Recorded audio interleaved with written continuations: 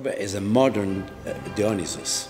I think the main theme is that the celebration of life after the tragedy is the main message of the book. And in the ballet it's the same thing. The success was because this message that is in Zorba is the only one in the world in the performance. It is a hymn to life. You could not, I'm not doing a folk ballet. I'm telling a story. So I use a little bit of the folk. I use the classical ballet because it's the alphabet of all of it. And modern moves as well.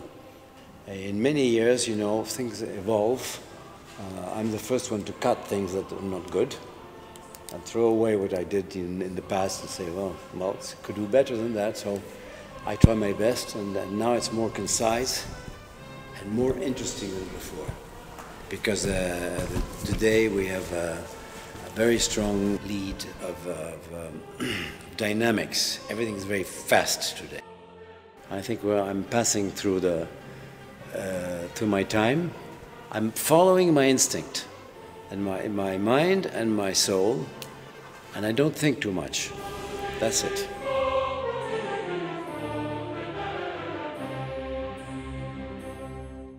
Това, което искам да кажа е, че Зорба Гъркът, този спектакъл, фигурира в програмата на Софийска опера и балет почти 30 години. И още като малка, първите ми стъпки с блъсъка ми с това изкуство, си спомням този спектакъл и енергията и заряда, който той носеше не само на артистите, ами и на публиката. И така години след това, вече и като художествен ръководител на компанията, аз танцувам в този спектакъл и мога да кажа, че той има наистина сериозно място в историята на нашата трупа и имаме нужда от този спектакъл, както ние, така и публиката, защото виждам с какво удоволствие се танцува и виждам как хората си тръгват абсолютно заредени и докоснати от него. Най-голямата радост сега беше, че именно Лорка Масине дойде в България и имахме възможност отново да работиме с него. Това е безценно, когато има жив хореограф на среща, съветите, които ти дава, начина по който те докосва до ролята. Изобщо мога да кажа една безценна работа от един истински мъдър човек. Много спокойно, много приятно мина целият процес и мисля, че цялата трупа останаха очаровани от срещата си с него.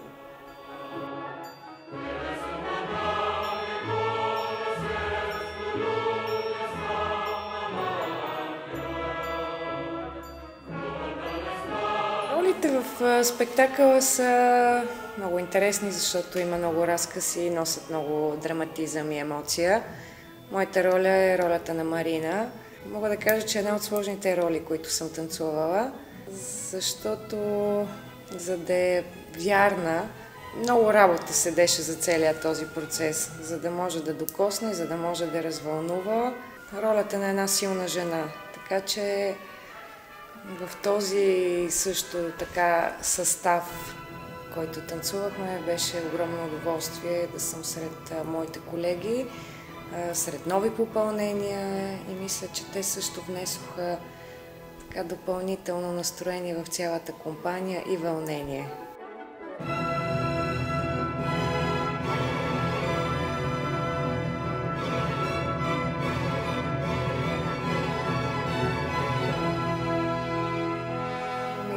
Мога да кажа, че балета храни ме от малка и това е нещото, което дава смисъл в ежедневието ми.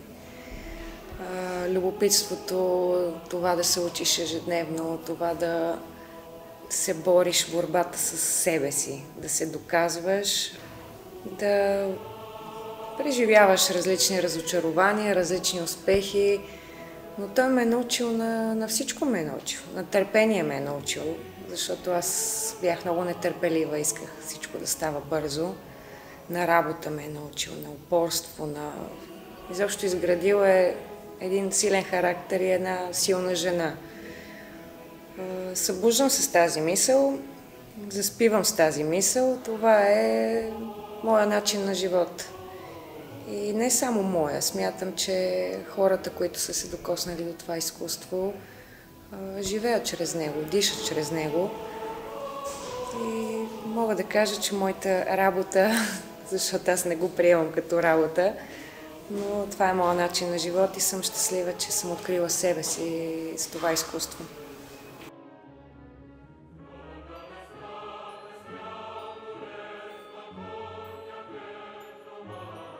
Това е нещото, което обичаш. Ако изчезне вълнението, значи всичко е изгубено. Всеки път преди да стъпа на сцената се притеснявам, вълнувам, но с времето съм се научила да се справям с това и по-скоро сега излизам нетърпелива на сцената. Това са най-хубавите ми моменти, моментите, в които съм на сцената. Това са моментите, в които се чувствам най-сигурна, най-силна и най-себе си.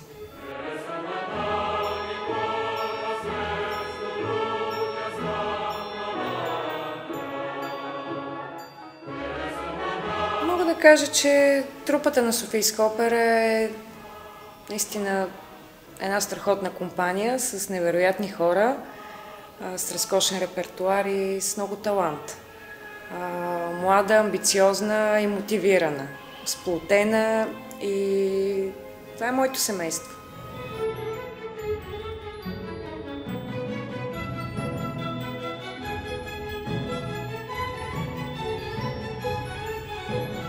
Зорба е един спектакъл много близък до нашата душевност, до нашия балкански натюрал и менталитет. От 2007 година втората премиера в България. Аз тогава танцувах ролята на Джон. Сега, 15 години по-късно, танцувам ролята на Зорба.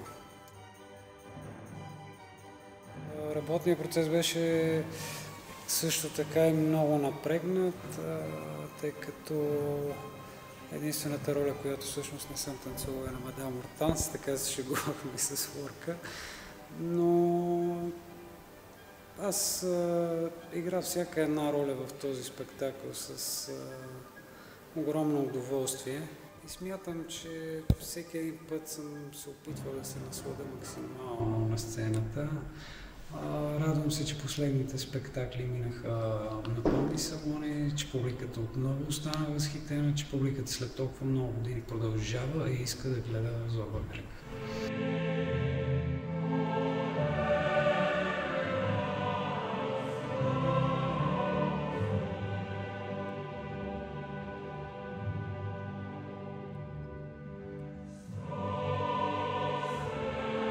Лорка е Ляпчешит. Аз съм имал възможност да танцувам и с него на сцената, като той изпълняваше ролята на Зорба. Така че имам много спомени с него и всичките са много благи. И той като човек носи една природна добрина и най-ценното качество е, че той абсолютно е наясно какво иска от артистите и работата с него е много бърза. Лесна, приятна и сега виждайки го толкова години по-късно, той вече човек на една сериозна възраст, той продължава да се раздава в залата, продължава да танцува на максимум и целият балет коментира какъв жизнен, щастлив и мобилен човек е на тази сериозна възраст. Но да, най-вече спомените с него са ми останали така на сърце, много благи, много приятни, много човешки. Така, възхищавам се.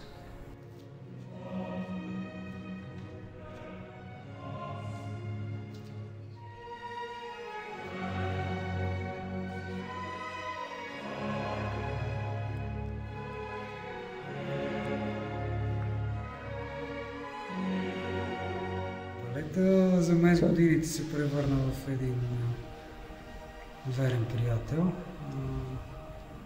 Много сме си казали, много ми е дал, много ми е взел. Но така с напредването на годините, опита и вече комфорта, който ми носи излизането на сцена и излизането пред публика, е много по-голям.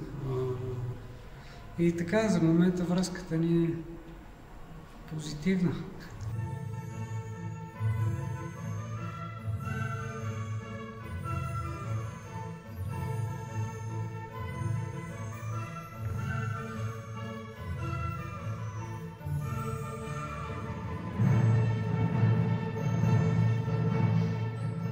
Здравейте, аз съм тук вече 20 години. Това е мой втори роден дом и тук съм преживяла всичко най-красиво за мен. Предизвикателство е всяко едно нещо, всяка една нова стъпка, всеки един нов стил, всичко различно от тази рамка, в която ние живеем всеки ден, за мен е предизвикателство. Това ни кара да се развиваме всеки ден, да се борим със себе си, с техниката, с обстоятелствата, с всичко. Много интензивна ни е работата. Всеки Божи ден наистина ставаме и се чудим, всичко наред ли аз? Мога ли да продължа днес? Ще стане ли? Ще се получи ли нещо както трябва? Или днеска просто ден не е добър? Докато танцуваш, усещаш много неща.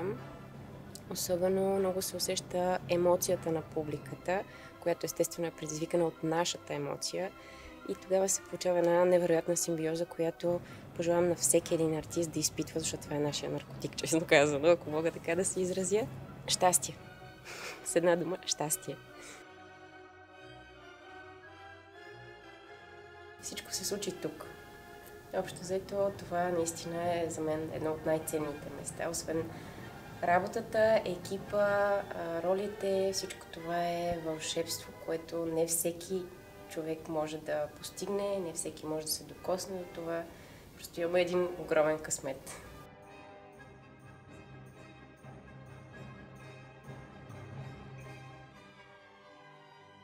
Сутрин сме в залата, правиме обикновено екзерсис, с който си загряваме и подготвяме самото тяло за работа. След което деня продължава в репетиции, в самоподготовка, съответно и почивка се нужда. Обичам това, което правя. Но сега е предизвикателство да успееш да задържиш по-дълъг период на творчески живот, който човек има. Надявам се да имам силата за в бъдеще да продължа да правя това, което обичам.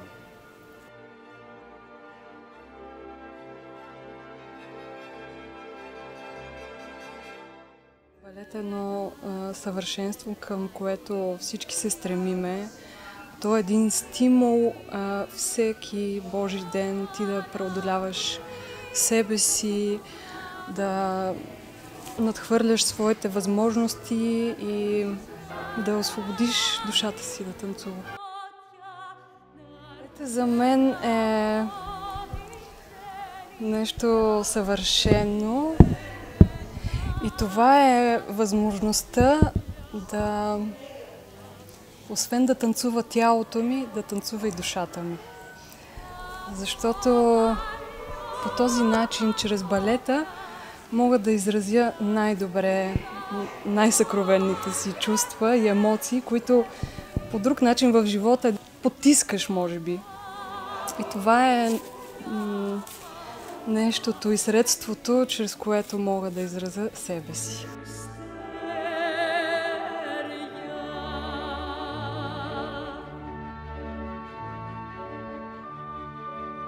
Every role has his own difficulties, and every role has his own personality and his own achievements. So I think for me there is no specific role that I dream of. For me it's interesting the process to get in the roles.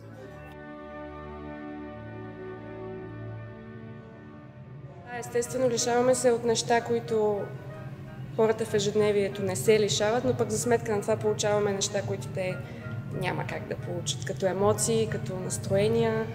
Дори когато страдаш и се притесняваш, това пак те учи, пак ти помага и е нещо, което не всеки може да получи. Последните години притеснението и нервите изчезват в момента, в който изляза на сцената. Те са само преди това. В момента, в който изляза на сцената, влизам в образа, старая се да преживявам това, което трябва да преживее моята героиня и като цяло е невероятно усещането.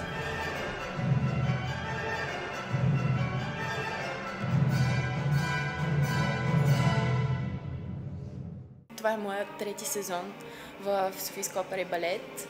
Още когато постъпих, се докоснах до балета и учих отзад. Сега имах възможността не само да влезна вътре и да го играя, а и да се докосна до самият хореограф. С него имахме няколко репетиции, като той ни показа и ни говори много за историята, за душата на балета и че дори да грешим в стъпките, най-важно е нашето присъствие. Нашата емоция, това да сме истински и да присъстваме на сцената.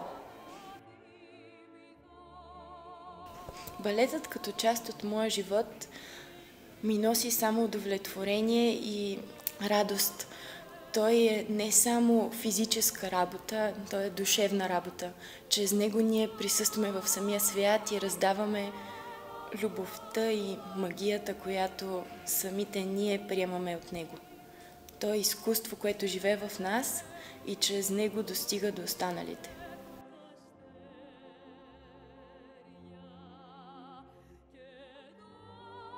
Една година съм тук в трупата на Софийска опера и балет. Завършила съм балетната академия в Мюнхен, Германия. И реших да се върна тук в България, в София, в тази опера, защото много ми харесва репертуара тук и това много ме привлече. Това ми е първата трупа и се чувствам много добре. Беше малко трудно в началото, защото сменям култура, държава и докато свикнам, трябваше малко, но хората тук са много топли, много добри и чувствам се много добре тук в трупата.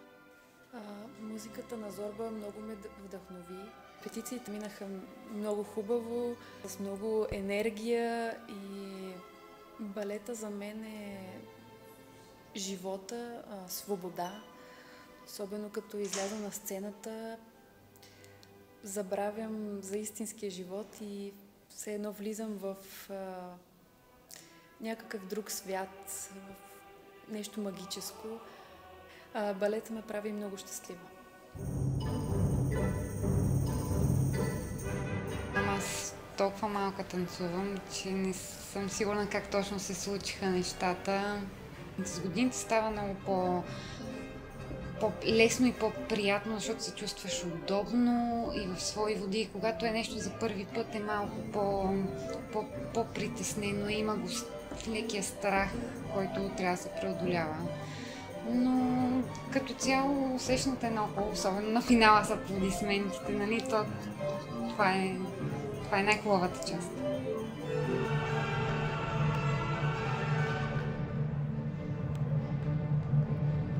Може би всеки се е замислял каква суперсила иска да има.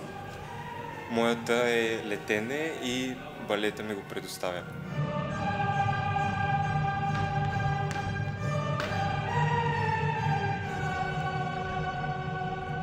Поддържам форма с интензивен фитнес, тренировки и силна работа в залата.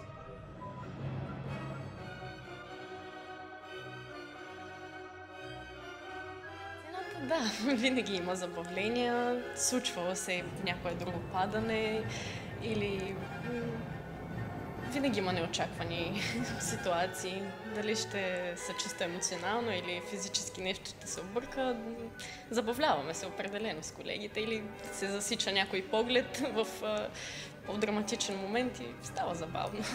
Мога да кажа, че балета ме е избрал. Той ме повика някакси, привлечеме с цялата си красота, богатство, дълбочина и надделя над спорта.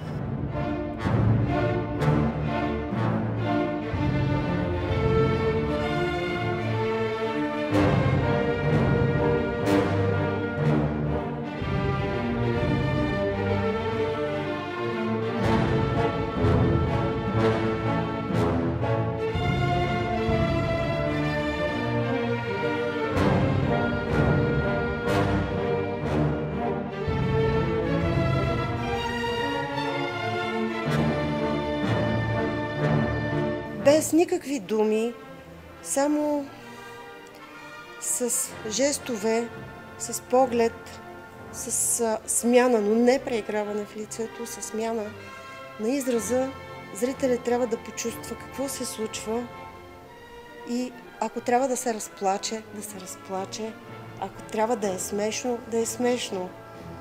И всъщност това е най-важното в нашата професия. Да бъдеш артист.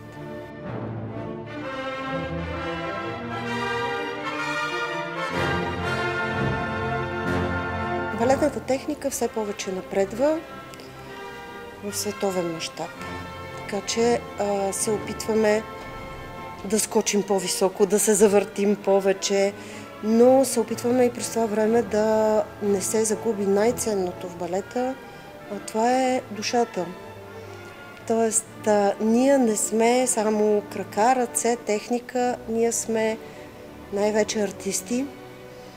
И това, което е сигурно едно от трудните неща в сегашната ми професия, репетитор, това е да извадя образа, т.е. ролята да бъде такава, каквато трябва да бъде, да не тръгне артиста в друга посока или да не се захласне, да скача, да се върти и да си вдига краката, а да няма театър. Да. Затова нашето изкуство е толкова трудно, защото казваме, че от сцената трябва да се прескочи през оркестрината и да се стигне до зрителя.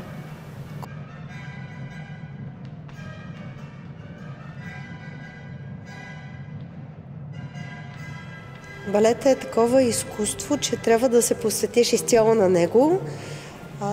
Така че наистина жертви, да, трябва да се правят жертви, тъй като всичките ние балетни артисти, преди да стана репетитор, бях прима балерина и естествено, че отдавах цялото си време на балета.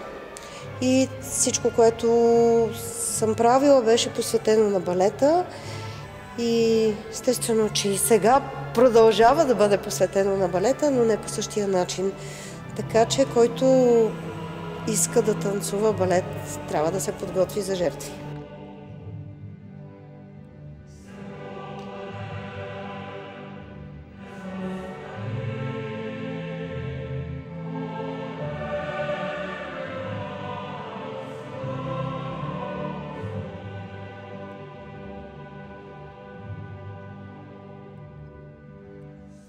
Да, много бих искала да, освен всичкото, да не спирам своето развитие като човек, който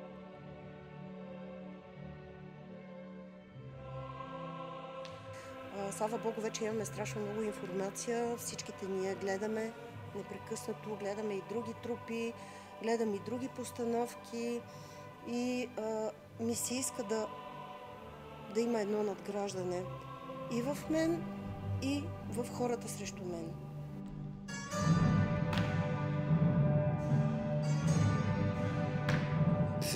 It's timeless.